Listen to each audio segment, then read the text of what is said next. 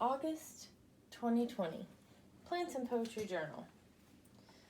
Well, we've been afraid of changing because we've denied climate change for so long. But weather gets bolder, even denial gets older, and we've got to adapt too. Oh, humans are a resilient race. Our children will live to see a clean world. We can sail through the changing warmer tides. We can handle the seasons of our lives. Excerpt of Landscape After Landslide by Fleetwood Mac by Marlene Chertok. A collection of poetry, prose, photography, and art edited by Jamie Nix and Leslie Walker. Cover art by Kylie Carey. Good day. As I write this, the tops of the trees are whipped around like bubbles by the wind, and the birds sing and they call out across the way. Thinking last month about our being, we get into a place that is present in our mind. Then we can start to think about the idea of transition and transformation. I have to say, unequivocally, this is a time of transition and transformation. I don't think that any of us are left out of that. It's a great time to explore what that means for you and me too. We have some very exciting updates. We will be providing audio recordings and transcripts for each journal. Number 2, work in progress, translating all journals to Arabic. Number 3, new plants and poetry merchandise available. See preview at the end of the issue. Number 4, coming soon, Plants and Poetry Cafe. Members only, $7 a month Facebook group. We are curating plant and poetry education and art to provide value to members. So as we transition through rotation to new locations, we are so glad you are here for the journey. Get comfy, cozy in, and enjoy. Thank you for being present here. With unconditional love for you as my human counterpart, Leslie Walker. 3rd issue, August. Transformation, transition, translation, travail, take.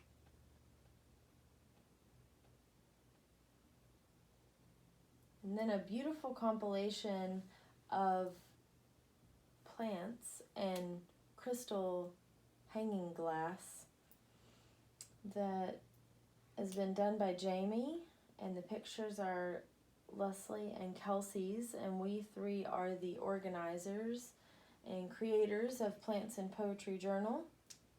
And just this beautiful collage of all of our plants put together. Contributors this month: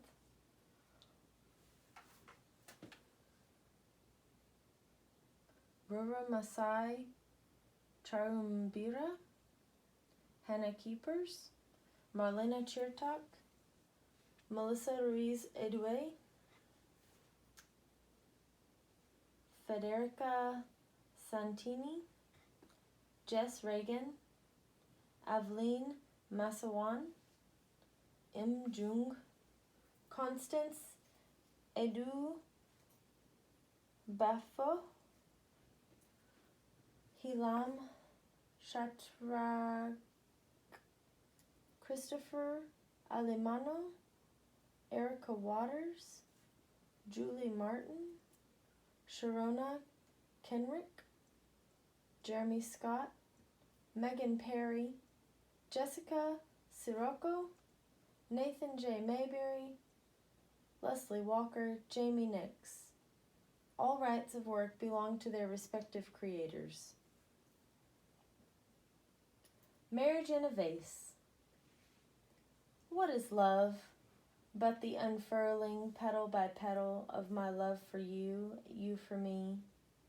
What is love but your emotions, which, like the scent of roses cascading in loving waves toward me, only to be met by the return of waves of emotions, my love cascading back to you? What is love but 2 humans like us cut by life and placed in a vase called marriage, where each with tremendous courage and ease can unfurl the sublime beauty within, as we lean on each other, giving each space to unfurl their petals to the fullest. Thank you for each day. Thank you for each gesture of love, big and small, that makes our love and our life a bouquet of roses, thorns and all. Thank you. I see you. I love you. You are the love of my life, still. A poem by Misai Sharumbira. The Kaleidoscope. I hear the beauty in the wind, along the wilted path. Against the tree the new birds sing, with all the cars roaring past. Above the leaves' supple flow, with the bolstering wind that dances with the cherry leaves to lure the pictures to spin. Beneath the scurrying insects rummaging to and fro, and in between the excess flickering flames of foam, I hear beauty in all that roams. I hear it in you and in me, and interconnected melody that all creatures sing. A poem by Hannah Keepers. Flower Garden. Forgive me. The meadow caught my eye as I watered the daffodils. Their blanched petals pleaded me for respite. But I held the canteen steady, unwilling to move my hand. And now their petals are wilted, and I can't cut them anymore. A poem by Hannah Keepers. All aflame. Now I am Nero, setting the Amazon aflame. President Jair Bolsonaro in Reuters, August 20 of 2019. In 2019, Iceland held a funeral for the first glacier humans lost. A plaque at the base, where ice once formed, says we knew how to stop this from happening and still we did nothing. It's what we're good at. Humans set 72,843 fires in the Amazon to clear land for agribusiness. Money lures our species like moths. Flames lick the top of the tallest trees, displace indigenous communities.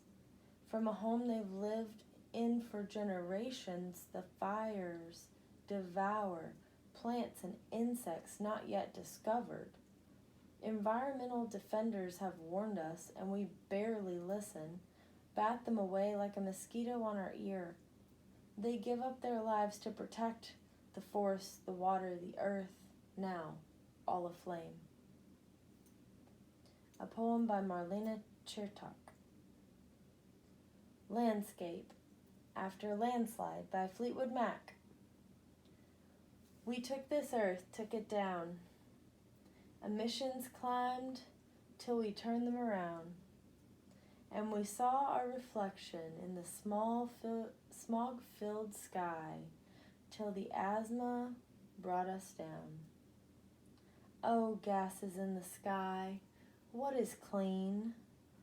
Can the earth underneath rise above? Can we sail through the warning, changing climate? Can we handle the extreme seasons of our future lives? Well, we've been afraid of changing 'cause we've built this life around coal. But time makes it hotter. Even children push climate action. And the Paris Accords went through. Well, we've been afraid of changing because we've denied climate change for so long. But weather gets bolder, even denial gets older. And we've got to adapt too. Oh, humans are a resilient race. Our children will live to see a clean world. We can sail through the changing warmer tides. We can handle the seasons of our lives. A poem by Marlena Chertok. Inhale. Touch the soil in the pots throughout your apartment. Is it dry? Does it feel like mud? This is how you know what your plants are asking for. Fill up your hot water heater. you don't have a watering can, and slowly pour the water into each pot. Puddles will form on the windowsills because you always overfill them. That's okay. Wipe them up. Bring the succulents in their small containers to the kitchen sink. Turn the faucet on and adjust so it's just a trickle. Let the water drip into the pots, run over the leaves, and then one by one place them back onto the windowsill. Clean up the dead leaves your cat chews on. Inhale. Poem by Marlena Chertok. Translation. This world I live in and manifest in suits me and you for a while. My thoughts creep in and sink this progress for a while. I look to you, my anchor, to guide me in these parts. I only found me myself to take this all apart. Am I so much, too much? Is it too much sometimes for me? You say not for you. What do I believe? I look to me, my only guide, to take us through this. Transition, the only way to grow, the only way to breathe and see, to see just how much this means to me, just how painful growth can be. Beauty from these hands is mine to form, to grow, to mold. I am capable, I am grown to mold this on my own.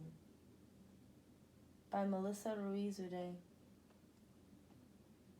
In the garden. No white nor red was ever seen so amorous as this lovely green. In the garden unruly, weed foxes grow feisty. They stretch their thin toes in the earth, fearless of marrying their emerald skin with the lymph of blood oranges ripe underground. Lost little creatures, their angular faces are hidden to all. Small nymph seedlings with knotted green hair, their skin is starting to glow. Their voice reaches up, sounding out what is yet to be told. In the garden of woman, the weed foxes are living. A poem by Federica Santini. Tiny fragments. I am not broken, for being built of the same tiny fragments that birth our greatest sunsets and daisies in the spring. I'm not flawed, for wishing my vines would climb the walls of a constructed kingdom, overtaking the lords who've claimed themselves to be gods. I'm not damaged, for insisting the cage to which this soul has been confined is built in the shape of something I do not understand. I'm not lonely, for wishing to spend time in solitude, waiting in the wisdom that has flooded my heart in this lifetime, submerging myself in the depths of my own melancholy, because it's the only place I feel truly understood, and neither are you. We are not broken, flawed, damaged, or lonely ones. We are the stars that burst in the skies, overcast by fear. We shine so brightly. Those who paint the clouds have no choice but to be stunned by its splendor. And so long as you hold this truth, that you are the light which glows in times of desperate sorrow, your brilliance will never be demeaned by those who seek to extinguish what the universe holds most sacred. You. A poem by Jess Reagan. When does a tree stop growing? An impossible question to answer, because finality is itself finite. When am I done growing? Like a tree, do I ever really stop? And if I believe my bows have extended to their furthest reaches, shouldn't I then decide it's time for my leaves to turn, to decay, to release the parts of myself that are no longer really alive, because they've faded, slowly but faithfully, with each rising and setting sun. Does that mean then I am dying? Of course it does, and it does not. Because to die is to end, but to let go, to change, is to evolve. And to ripen through the seasons of your life only means rebirth in the spring of your soul, when dew melts into your skin and waters you fresh with holy ideas of peace. The buds of your humanity will bloom from bare branches, reaching across the valley of your once vacant heart, welcoming the dawn of what is celebrated in summer's sweet remembrance, what evolves in love, what changes itself to fertilize the ground for fresh beginnings, will never truly die. A poem by Jess Reagan. An exchange upon the peat. I often wonder when surrounded by winged insects, on the floor of the forest where I pray to the truest God there is, buried beneath the towering pines, am I a giant or am I dinner? Surely I would fear a creature scaled to my size if I were no more than a translucent set of wings. But the mosquito who dances upon my skin shows no sign of fear. In fact, it is I who is scared of him. I worry about the disease, the itch, the infection his frail body is capable of inflicting upon my behemoth one.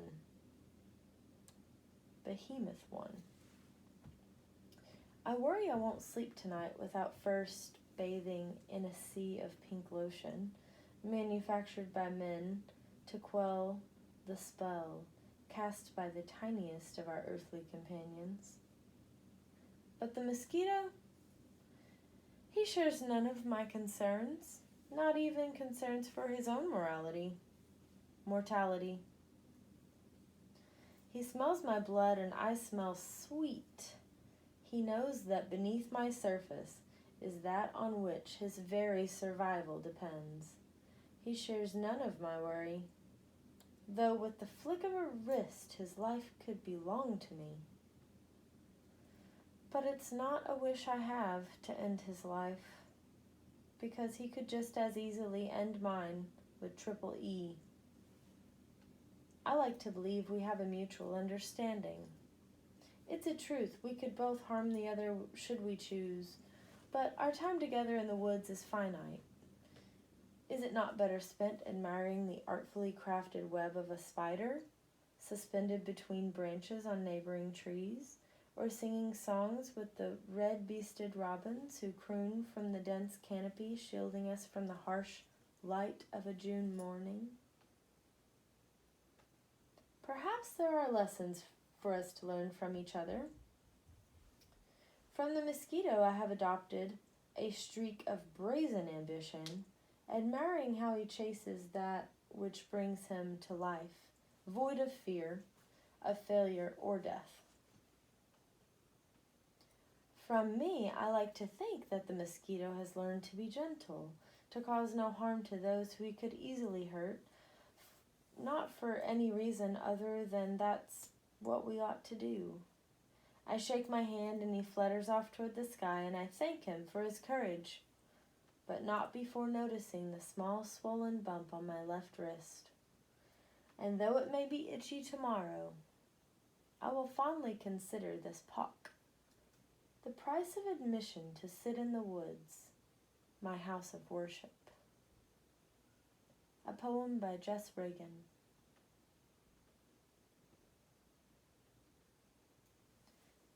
Rebuild. Rebuild is justice. Soft pillars, lost runes. When language lacks meaning, only oceans remain. Rebuild is haven, if home is your prison. Your old ways are seeping through your skin and through bone. Rebuild is dream spell, gates to dark freedom, the silence that creeps in when the battlefield's empty. Rebuild is high nest of hawthorn and twilight, its purple wine magic for young sunset souls. Rebuild is lonely when it sings to you only, when starting again means starting alone. But rebuild, my phoenix, praise the flames in your heart. Burn sweet for new fortune, color heat for kind lovers. A poem by Aveline Massawan. Runners. We were the Strawberry Girls. No one called us Strawberry Girls but me. People called us the Carey Girls. There were 4 of us, including Mom. That day we were inside the house doing our regular morning chores. Lena, the oldest, was washing windows because she could reach. I crouched with my half body in the wood stove, seeping ashes into an old pail. Bebe, the smallest, sat square in a pile of socks. She was talking to each sock, trying to convince each one to find its match. Mom was outside in the strawberry patch tending our plants. She went out there to plant whenever Dad came home loud and angry. Sometimes she'd invite us to come and separate the new plants. As the strawberry plants grow, they make new plants through runners. The runners need to separate from the old plant if they want to have a chance to grow on their own, Mom explained as she showed us how to cut and replant the runners. That spring, the strawberry patch was our biggest yet. The friendly sound of tires on gravel turned our heads to Lena's window. Uncle Cliff and Aunt Polly are here, Lena called out.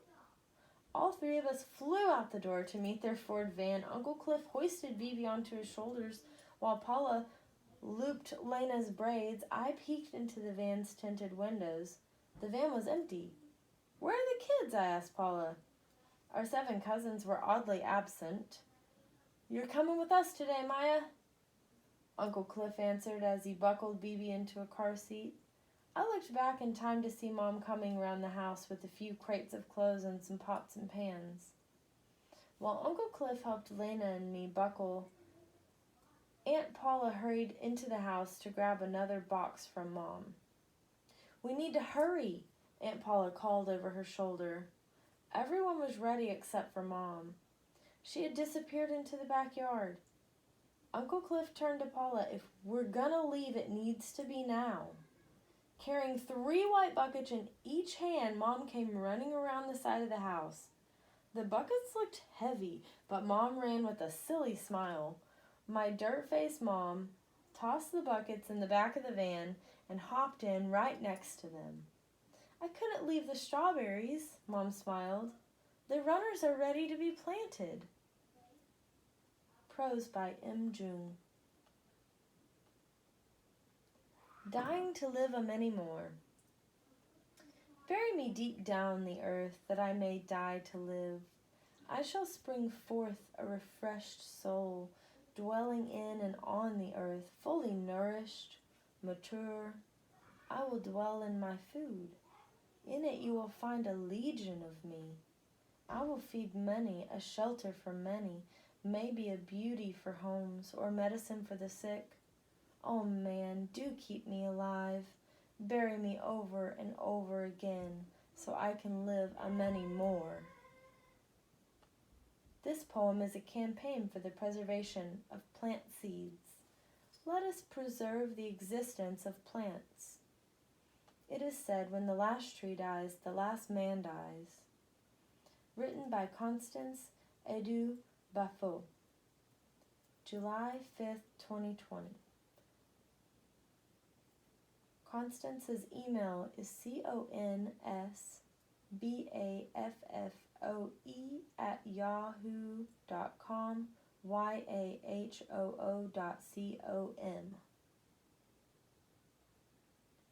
Take. Darklings dance to the weight of lightness.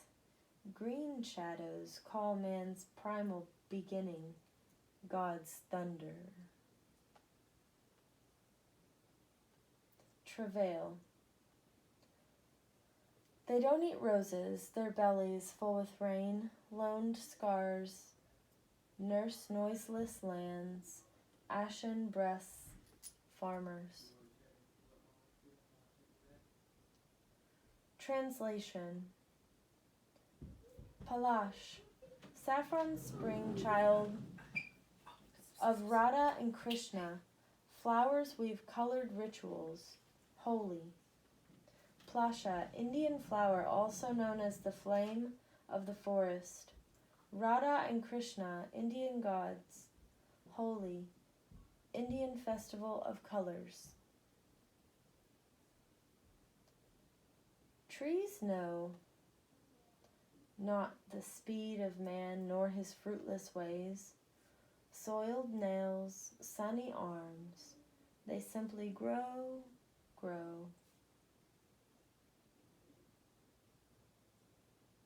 Transition. Transformation. Tulsi, holy fragrant, truth, stem, leaves, seeds, soil sing its mythic lore of cure, perfume, herbed tea. Tulsi, Indian equivalent of basil. White birch.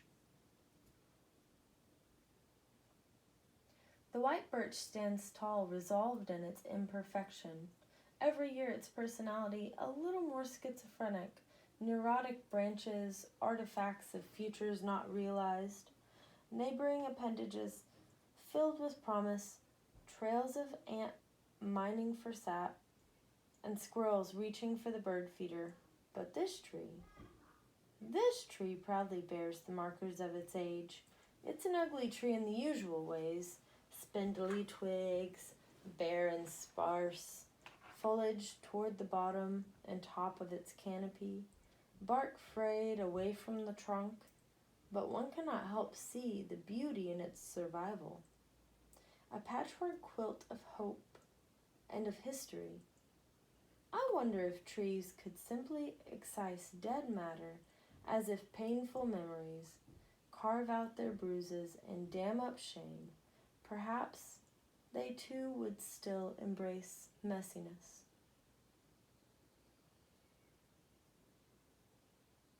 A poem by Chris Alimo. Lavender. I got my first plant at a local family farm, appearing abandoned adjacent the dirt road leading to the homestead shop. Vital yet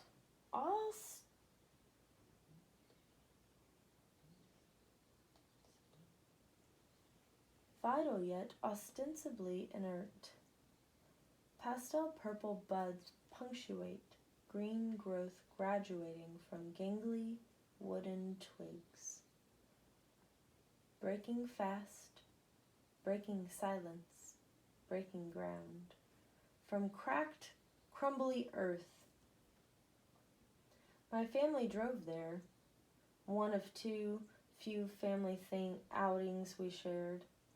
On our way home, I leapt out of the car, youth and entitlement in hand, and emancipated it, which is always to say,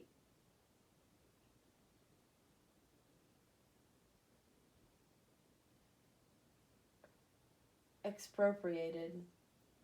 Now a transplant in the backyard, resettling, roots reticulating, caught in coarse, chunky clay.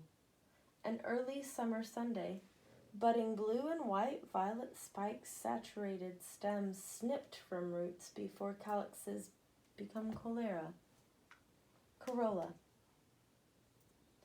Ritual re-individualization, bunches bound by bands, elastic with keen eye and tender touch, strewn about windowsills and shelves to air dry, ossify, preservation by amputation, kindling for the sublime huddled in a mason jar, a rupture in time.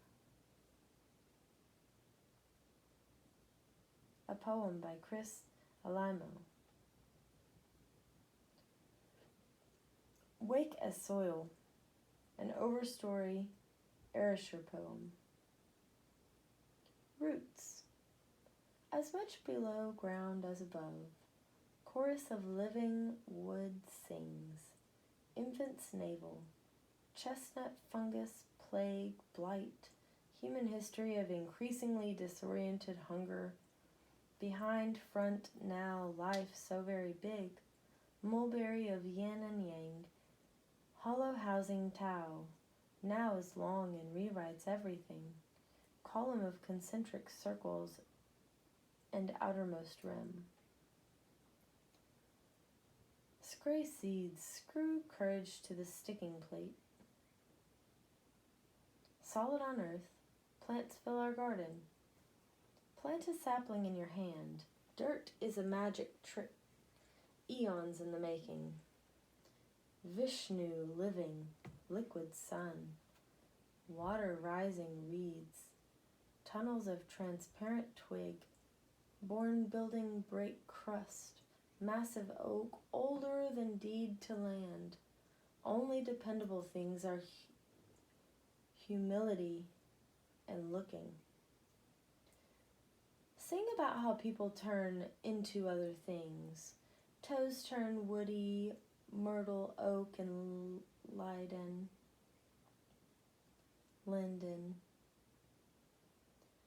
Almost all the tree's mass has come from air. Summer nights, listen. Generosity of green. Long and prepared accident, life talking to itself. Am I not partly green leaves and vegetable? Atmosphere, a running mountain stream. Aspens wave the better part of 1,000,000 years. Aspen, withering, grazed on, cut off, forest giving, second homes will lose by winning. Same word for footprint and understanding. Thermal curtain. Seedlings huddle in litter. Rich batter of soil. Perhaps 1,000,000 species.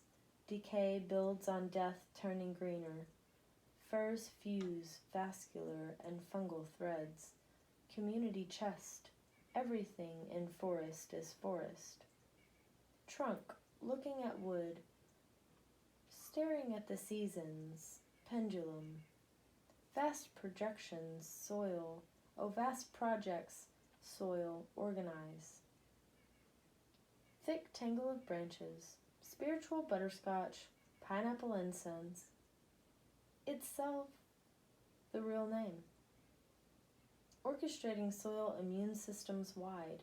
Compounds breathed out by needles at night. Thought shaped by legacy that evolved to assume that everyone must be right. Legacy blindness will prevent people from acting in their own best interest. Wonder, non-human moral order? Should trees have standing? Regard earth, protect with bodies. Above ground, something dangles the harness in slow circles. Rise like sap after winter if you want next soil, pure water, variety and health. Be patient, let forest give slowly. It's a gift, rain catchment, peaches and apples, forest canopy hood, hive hieroglyphics, pounds of carbon from the air.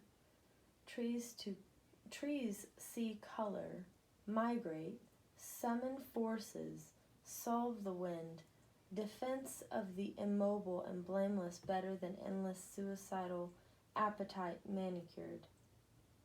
A little late, Vishnu stumbles like the angel at Eden's gate, who kept the other fruit.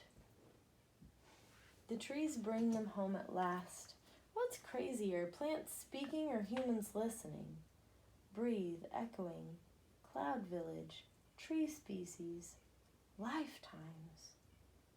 Common cause of living things. Crown. Evergreen tips, sketch and scribble this.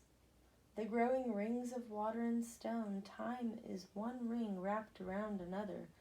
Thinnest now depends on the enormous mass. Tide of landslide that comes to rest behind thin line of redwoods, Next week's manslaughter. Cornucopia of tiny leaves turns into hundreds of meddling figures. New buds in winter. Books diverge and radiate. As fluid as finches on isolated islands, life is mobilized vastly. Every wild yard is wild in its own way. A billion years of planetary bonds a fool sees not. Culture no better than woods. Useful is the catastrophe. Tap for generations, poach once, replanting home myths. Sing about how people turn into seeds, cosmic dice, crests zen. Fisherman's song flows deep under river. Keep your eyes on mine, washing into open sea, swaying with the wind, pelted by rain. Pour on a leaf, woven together, place beyond replacing. Softening smudge of dusk, corn to listen to, beans to watch, dirt she taught him to see. Imagine a game with the goal of growing the world, its ancient history now story, a song or a prayer or a story, the branch from her hand humming about this moment, the freedom to be equal to the terrors, clouds of golden dust, woods progress unmade. Soil's memory feeds as many ways of being as there are forest elevations and facings. Happiness is not born of greed. The thing that needs negotiation is now greener canopies, chestnuts as tall as the house, a common ancestor, dragon trees that bleed as red as blood, habuticaba fruits, baobas, water, eucalypts, genes, web of purposeful lives dependent. Shape color, vision longer. Watch bare trees and see something intricate. How to look? People turn into other things. Blight-resistant chestnut, insects, a fox, lands untrusted, seeds. Life wakes as soil, shaped for snowflakes and keyholes of light through foliage, tropical birds. Listeners look.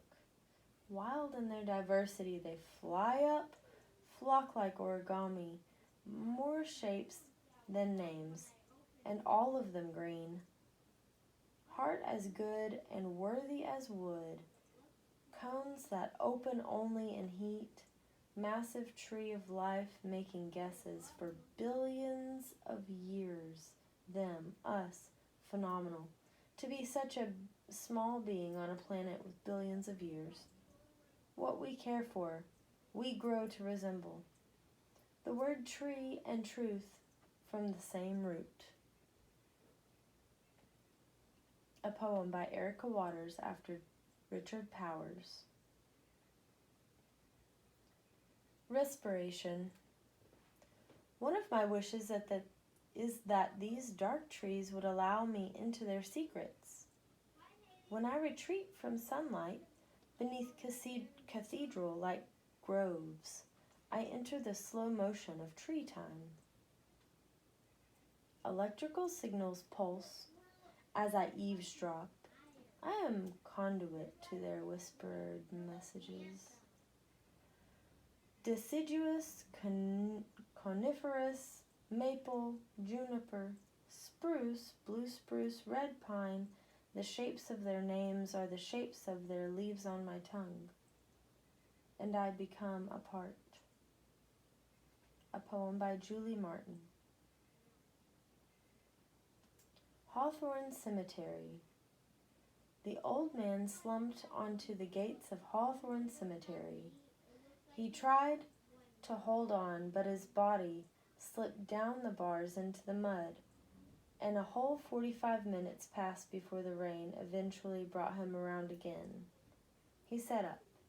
He combed through the leaves looking for something in vain, and then finally, stumbling to his tired feet, and not forgetting his plastic bag, He trailed to the bottom of the pathway before collapsing onto a damp bench. The old man sat absently. He didn't notice the tree behind him with the small white flowers, a twisted trunk and slender branches with sharp thorns, and he appeared oblivious to the gray showers that had now grown to beat down on his torn tribly. He seemed unmoved by the hard wind, too. Then he rummaged inside his bag, which was filled with broken eggshells and soil, and he snapped them between his fingernails in lethargic motions while sprinkling them onto the ground.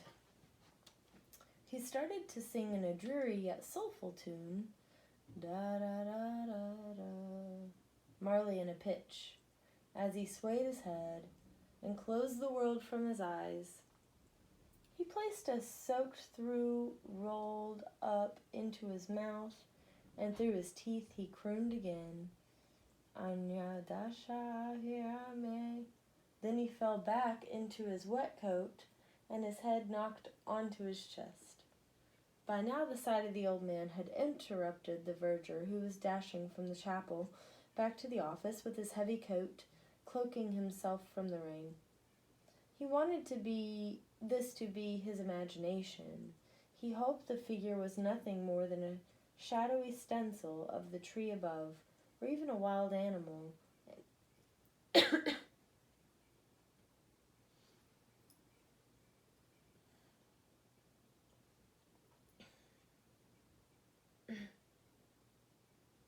And he pleaded to himself that it wasn't the old man on the bench again. "Hello?" he called out toward the graveyard. Yet there was no response. The verger took a step back, relieved.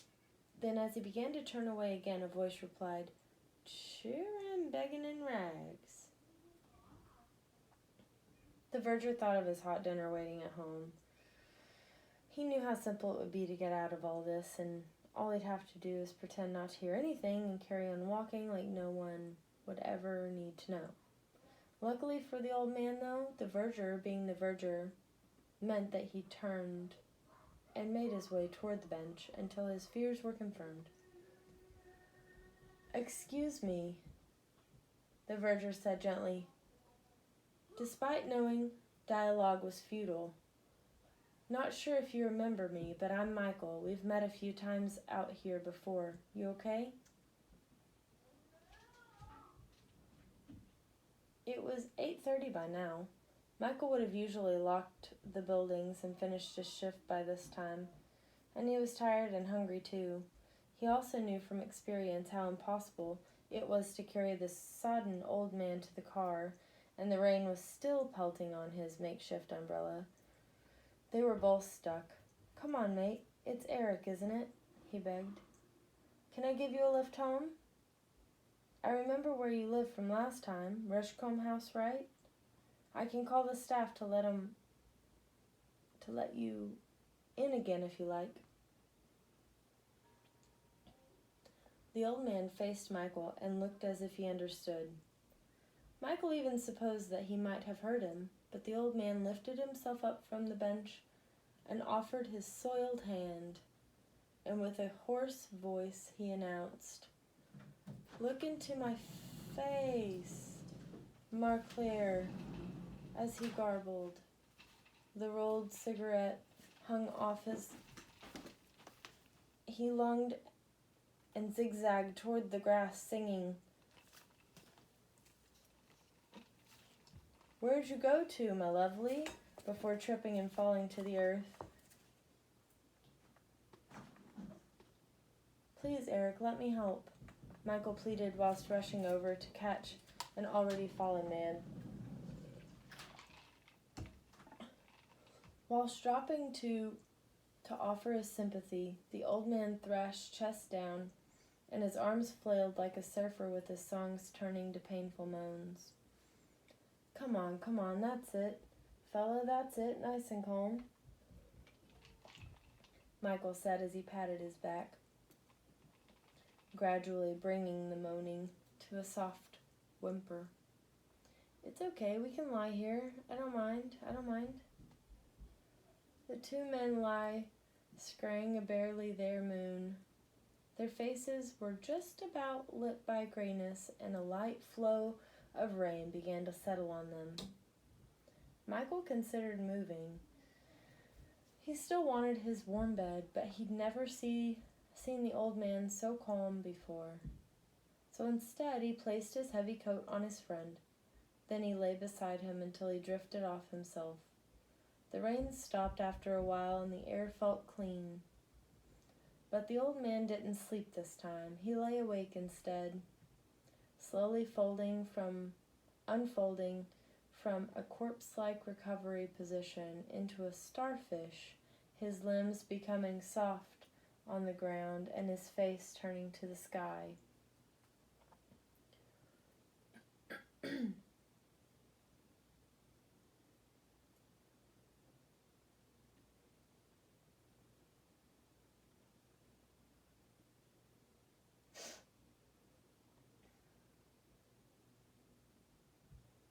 The inside of his cold palms panged with warmth. Then it spread through his arms, legs, and upper body. At first the usual thoughts ran through his mind and manifested into strange, growling sounds, the things he'd lost, wanted, and would never have again. But curiously, for the old man, this time they passed through him in a way he'd never felt before, and then melted into the soft sounds of nature. It was the nicest he'd felt since everything. He opened his eyes wider and looked around to see the twisted trunk winding up to the small white flowers that were being pulled by the moon. The wind blew kindly now as the old man began to sing. "I know where you go to, my lovely." When the two men finally stirred from their rest, both blushing in the dark, Eric was the first to speak again. "You've been up to old God tricks again?" he asked, whilst offering the heavy coat back, making sure to keep his eyes on the exchange. But Michael didn't respond right away. He started to wonder whether this was Eric acknowledging the nights where he'd carried him like a crucifix to his car and then up the high steps to his hostel bedroom, feeling the cold room lingering on his arms along the drive home every time, and he couldn't work out what he meant by God tricks either. Eric nudged him with a flippant tone this time and asked again, "Yeah, are ya, then?" Michael wrapped his coat around himself. Then he fixed the buttons, and after some moments considering the question some more, he eventually replied, "Well, I'm not part of that clergy, if that's what you mean. I just look after things here. Technically, I'm a layman," he told him, "but I'd still like to get you home safe." Eric looked surprised, though he said nothing as he took Michael's hand to stand.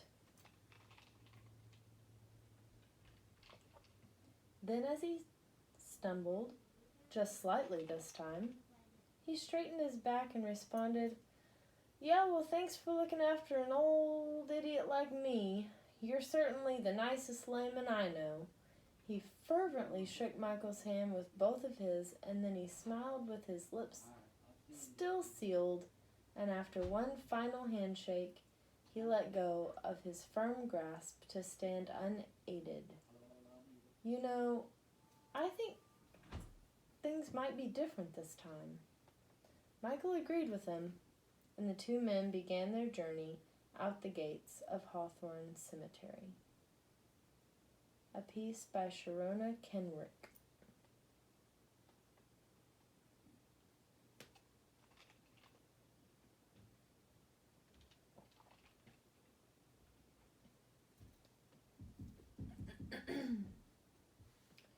The wind blows.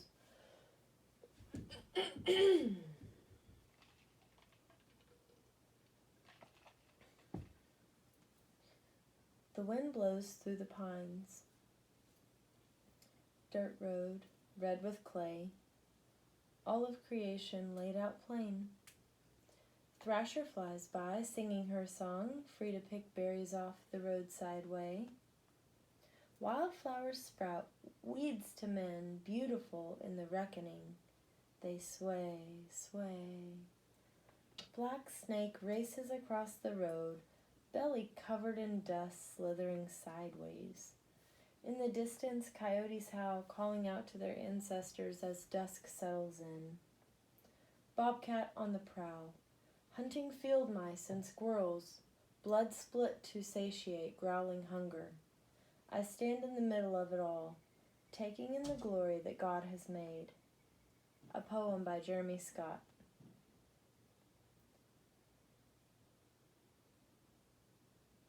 The names of birds. Sitting at the park, watching birds that I don't know the names of, thinking about the way they lift their wings and soar the skies. Scotty, don't touch the eggs or the mama won't come back. I wish I could fly as I do in my dreams. I'd go anywhere that my heart would please. You hear the woodpecker, you hear the quail, you hear the owl sitting on the hay bale. But humans are meant to walk on earth. That's why I'd rather buck my design and sit and think.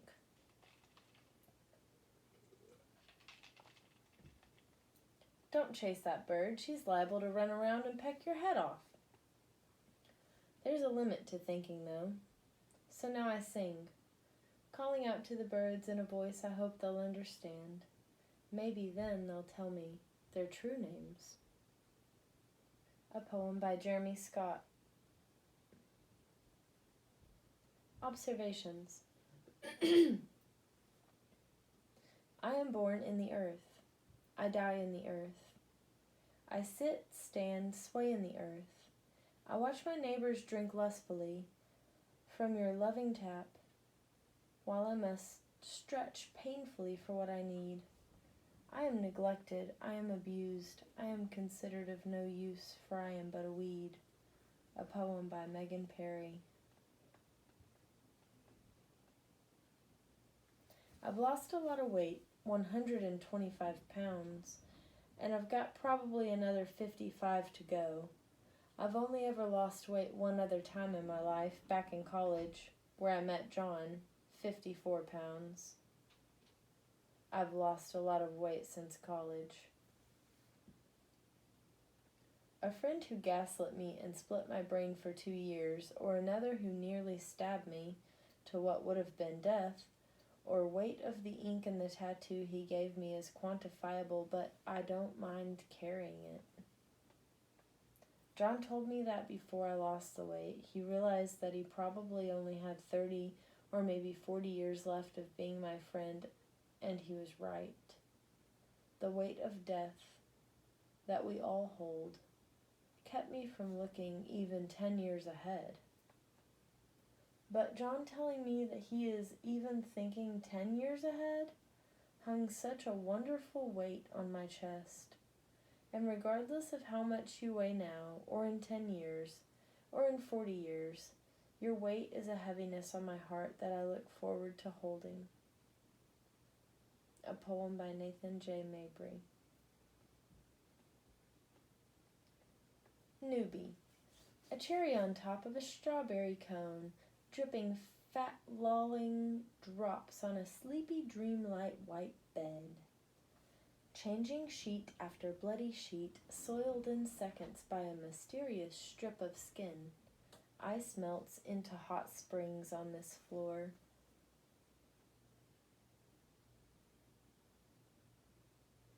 A cacophony of fucks, shits, and whys. She was beautiful in a Black Friday shopper kind of way. Silver clamps and then salad tongs and boom! Beautiful stops moving. I look under the paper sheet and faint. a poem by Jessica Sirocco. Next is a visionary art piece by Leslie Walker. It's made of a fractal pattern of pastel rainbow colors spinning in spirals from the center, all going out like the rays of the sun.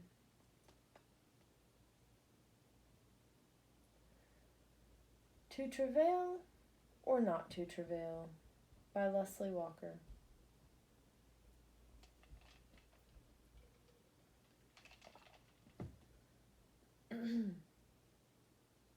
Imagine you're hitchhiking. It's a long road. You walk continually with no end in sight and only a general idea of your destination. More like a dream of it, really. You know it'll end one day, though. You've acquired quite the pack of attachments along the way. Honestly, you somehow feel the weight of each of them individually with every step trodden on the dusty earth underfoot. You question their necessity for only a split second, wondering what it might be like to walk without them. The walk would surely be more enjoyable, you thought for a moment. If I put them down, I may lose some of the memories they bring, or worse, I may forget them altogether. Then how will I remember them? But this weight is blistering my feet. You feel it affecting your entire experience now. Not to mention your back pinches in that one spot on the right side of the spine under your shoulder blade every few steps or breaths. And then a car comes along. Oh, finally, someone to share the load with. Relieved and truly grateful, you take a rest in the front seat after tossing all that stuff in the back. Then, having some beautiful connections and conversations with your driver, you almost forget you will ever have to go back out into the reality of before. Maybe I don't ever have to go back. This is perfect. I get to have my stuff back there with their stuff. Wildly exciting thoughts race about, a mania of answers to your previous pain. Oh, this is perfect, you think.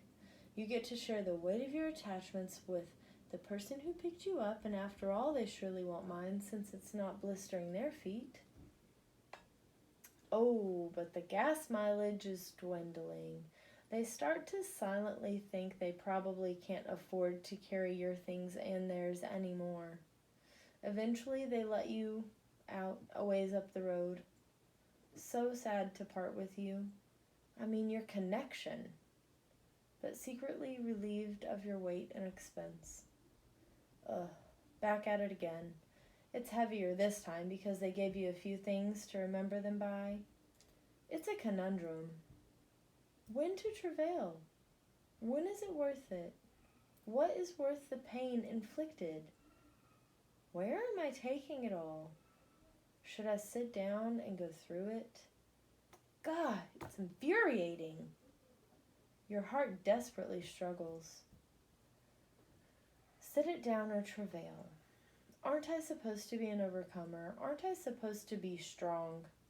Aren't I supposed to keep these things so I never have to fear forgetting who I was and what I went through in my life?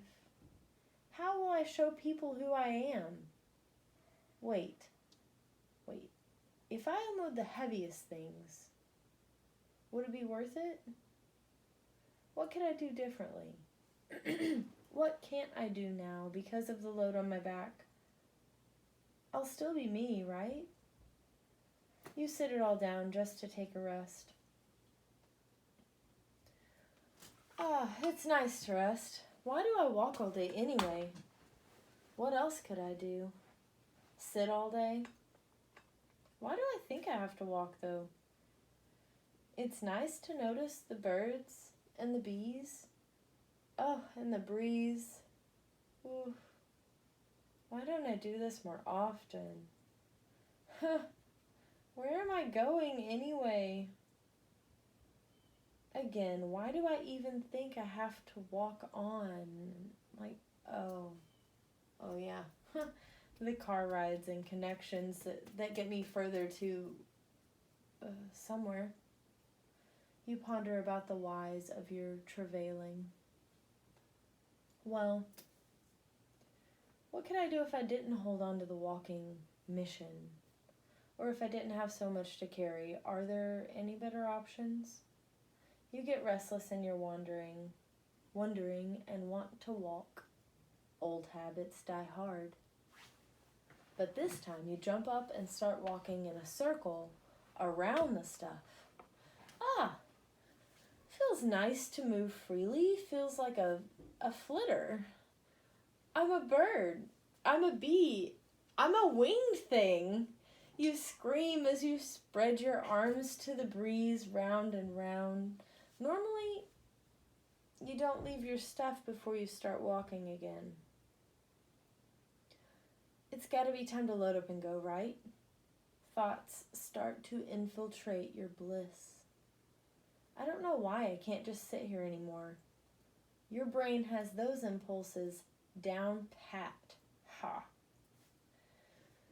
And then you get curious. And then you get brave. Yeah. And then you wonder. And then you imagine. What might it feel like to walk a teensy weensy bit, like maybe 5 or 10 or 20 or 50 feet without my stuff? Will it be as sad as I think? And so you give it a go. Oh, it's not so bad.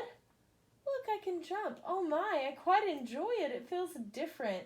It's weird. Oh no, is it bad? Oh wait, how does it feel? Oh, it feels good. Okay. Let me get back to my stuff and think. So you sit back down impulsively. Now, even though it's been a whole day and that feels like a waste, a waste of what? Anyway, somehow feels like a waste for no good reason. You are glad you did it. I'm ready to go, you say decisively. When you go to pick it all back up, you hesitate. I think I'd rather skip on my seemingly infinite journey that apparently I don't even just have to walk on. I think I'd rather get to think of the breeze than the blisters. I think I'd like my mind to have space to think of the birds instead of my back. It was fun when I tried it.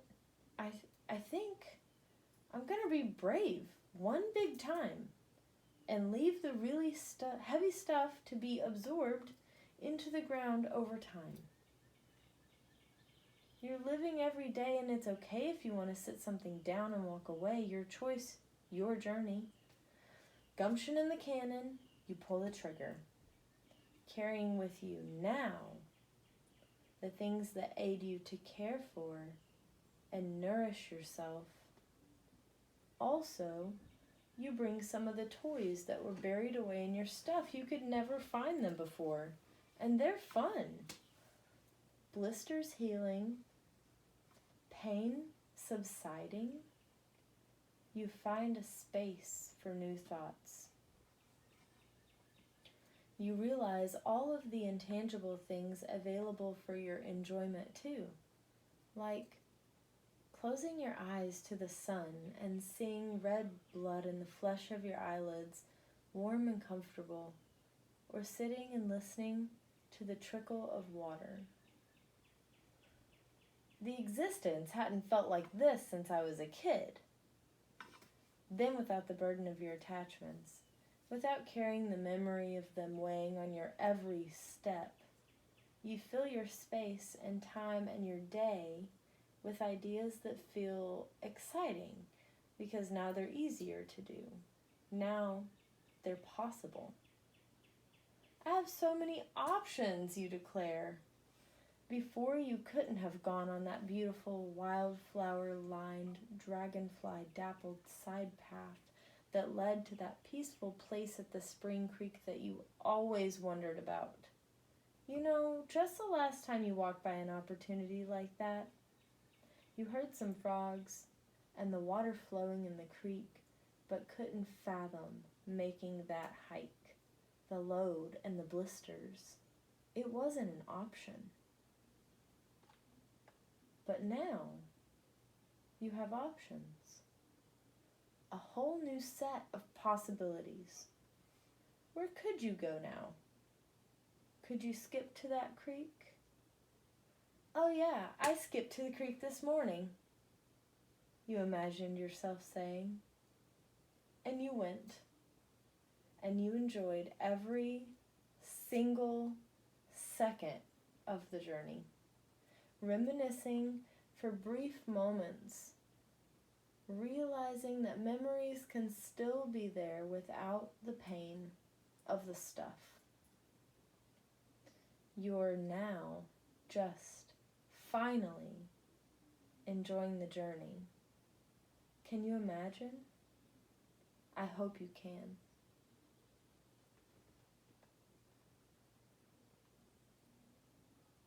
By Leslie Walker. Poetic Remedies. Fig leaf tea. Emulated from a sweet tooth long ago, such a prudent, prophetic piece of the past, a botanical boost inside my mug, a transcendental, transitory, mitigating the pressures between my psyche. This boiling point of leaves has created a fig Newton inside of my afternoon cup of contemporary art, a placid poetic remedy invigorating our inner Aphrodite, a tranquil tea generating approbation rooted on my block. Just below my window, this fig tree is brewing foliage. 15 minutes, low heat. This ficus carica L. I'll abstain from my morning coffee for a while and revel in this ephemeral phenomenon called fig leaf tea. Steps. Step 1. Pick 1 to 2 fig leaves. Step 2. Wash them thoroughly. Step 3. Place into a pot of water. Boil for 15 minutes on low heat. Step 4. Mix into 1 cup with honey. Ingredients: 1 or 2 fig leaves, 2 spoonfuls of honey, enough water to boil the leaves in. Poetic Remedy by Jamie Nix. Thank you so much for reading as you complete exploring this issue. We ask that you consider to support the writers and artists in one way or another. You can visit their individual pages where you may learn more about them and connect. When we created this journal, the intention was for us to learn and share. Share poetry, peace, sadness, grief, remedies, even goals for what might be in store for the future. We love honest feedback, so please feel free to share your suggestions. Please send us a personal review of this journal here at plantsandpoetry.journal@gmail.com. For the month of September, Plants and Poetry House will be partnering with Poets Are the Destroyers in a substitute for our 4th issue, September, for When Pens Bloom, a chapbook collaboration. This digital chapbook will be housed on both organizations' sites. We're going to publish this collection September the 1st, 2020. Any type of medium, prose, poetry, photo of your garden, or digital media. See the next page for details. You can submit poetry, prose, photography, and art to us at plantsandpoetry.journal@gmail.com. Please include a photo, short biography, and your social handles. You can also submit to us on submittable.com. Search Plants and Poetry House. Take care, Plants and Poetry House. About the book submission. The chapbook submissions are open. Plants and Poetry House and Poets of the Destroyers are thrilled to collaborate on our first ever digital chapbook. We are seeking 31 poems on themes of summer, growth, gardening to feature this September on our websites. Multimedia poems in the form of music, art, and graphic design are also welcome to apply. Applications are accepted through Submittable at the link below. Any questions? Send us a direct message.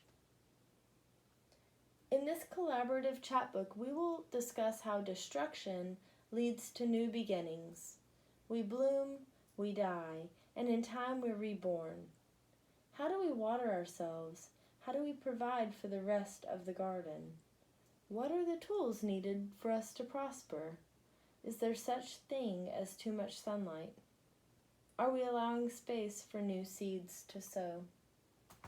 Poets of the Destroyers is a cinematic love story about the lives of millennial poets in Brooklyn, New York City. The cast members are constantly wrestling with this idea of destruction and creation. Quote, "We were in love with life, our individual lives. We were in love with assembling and tearing down what we had assembled." www.linktree.ee/WHENPENSBLOOM. Linktree/when pens bloom. Shop now on www.society6.com/plants and poetry. All proceeds on the site go to support our small team. We will transition to working with an independent artist, Kylie Carey, who will create t-shirts, tumblers, and coffee cups.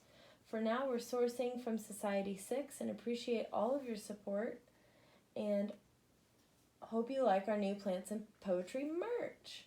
And there's some pictures. So it looks like we've got a sticker of the Plants and Poetry Journal logo. We've got a little clutch that has the Plants and Poetry Journal logo. We've got a face that is coming out on Jamie's new book. It's called Super Soil, and that cover logo is actually going to be on some products. I personally think it looks fantastic on the mug.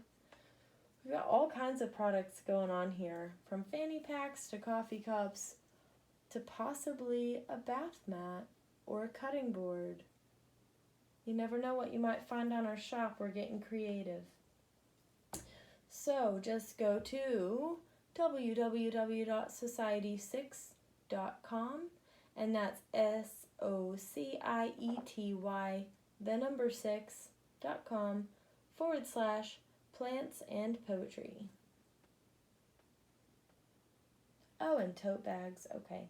Other new services that we offer are poetry or prose critique, $20. Are you working on a nature-inspired publication? A chapbook? A single poem, prose, or monologue? Perhaps a short film? Would you like editorial advice from our team? You will receive one-page review detailing our feedback with the possibility of publication in our monthly issue. Review delivered in 48 hours for work 25 pages and below. Exceeding this amount is accepted/delivery to be decided. We are excited to review your work and craft with you as you share. Languages accepted, English and Arabic. Chapbook publishing services varies. Editorial review and compilation of publication, ISBN registration and assistance, audiobook distribution assistance, plan and execute pre-sale release post-sale parties, secure author in-person /Zoom, radio interviews, social media content and creation, write /edit press release, blogs, etc. private shopping appointment at Plants and Poetry House. One-on-one plant shopping experience with Kelsey Nelson.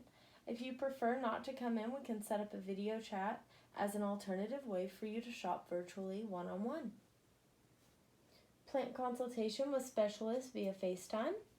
Are you a new plant parent and need some guidance? Schedule a private 30-minute FaceTime call with one of our plant care specialists who will help you to best understand your plant's new home and give you the tools to revive your new friend to flourish.